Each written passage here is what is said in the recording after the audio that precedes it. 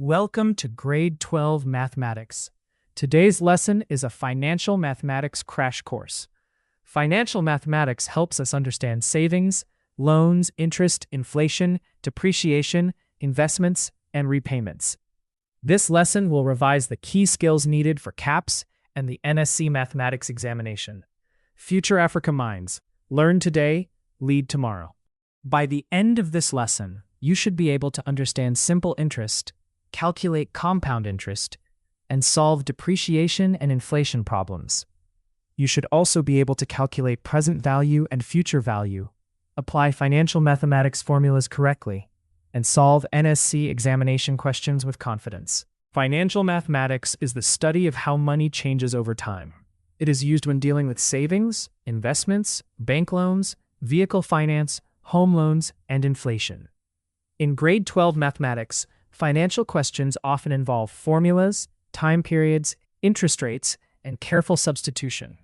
Understanding the context is just as important as the calculation.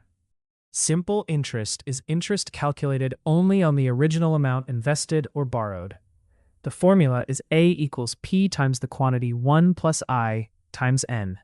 Here, A is the final amount, P is the principal amount, I is the interest rate per period, and N is the number of periods.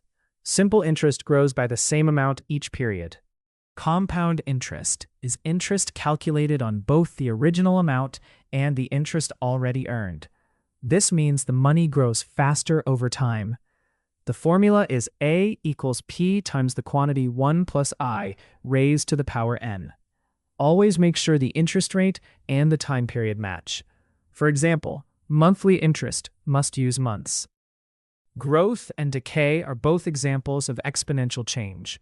Growth uses a factor greater than 1, such as 1 plus the interest rate. Decay uses a factor less than 1, such as 1 minus the depreciation rate.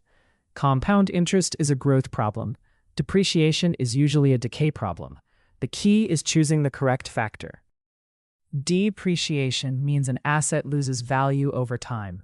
This often happens with vehicles, equipment, and machinery. Reducing balance depreciation uses the formula A equals P open bracket 1 minus I close bracket to the power N. Here, the value decreases by a percentage of the current value each period. Inflation means prices increase over time, which reduces the purchasing power of money. If inflation is 5% per year, an item becomes more expensive each year. Inflation calculations often use the same compound growth formula. Use 1 plus the inflation rate when prices are increasing. Always convert percentages to decimals before substituting. Future value tells us what an amount of money will be worth later. For a single investment, we use the compound interest formula. A equals P times the quantity 1 plus I raised to the power N. The future value depends on the original amount, the interest rate, the number of periods, and how often interest is compounded. This is useful for savings and investments. Present value tells us what a future amount is worth today. This is called discounting. To calculate present value, we rearrange the compound interest formula. P equals A divided by the quantity 1 plus I raised to the power N. Present value is useful when comparing future payments, investments, and loan amounts. Nominal interest rate is the stated annual rate before considering how often interest is compounded. Effective interest rate shows the actual annual growth after compounding. The more often interest is compounded, the higher the effective rate becomes. In examination questions, check whether the rate is nominal or effective before choosing the correct calculation method. Loans involve borrowing money and paying it back over time with interest. Each repayment reduces the outstanding balance, but interest may still be charged on the remaining amount. In Grade 12 financial mathematics, loan questions often require careful timelines. Always identify the loan amount, interest rate, repayment amount, and number of periods. An annuity is a series of equal payments made at regular intervals. Examples include monthly savings deposits, retirement contributions, or loan repayments. Annuity questions usually involve repeated payments over time. The timing of the payments is important. Check whether payments are made monthly, quarterly, or annually before substituting into a formula. Financial mathematics helps us compare different options. For example, one investment may have a higher interest rate, while another may compound more frequently. A loan may have lower monthly payments, but cost more over time. Always compare the final amount, total interest, and time period before making a financial decision. Financial mathematics is used in everyday life. Banks use it for loans, savings, and investments. Families use it when planning budgets, home loans, and vehicle finance. Businesses use it to compare investments and manage cash flow. Understanding these calculations helps you make better financial decisions. Common mistakes include using the wrong formula, forgetting to convert percentages to decimals, and using years when the interest is compounded monthly. Learners also confuse present value with future value.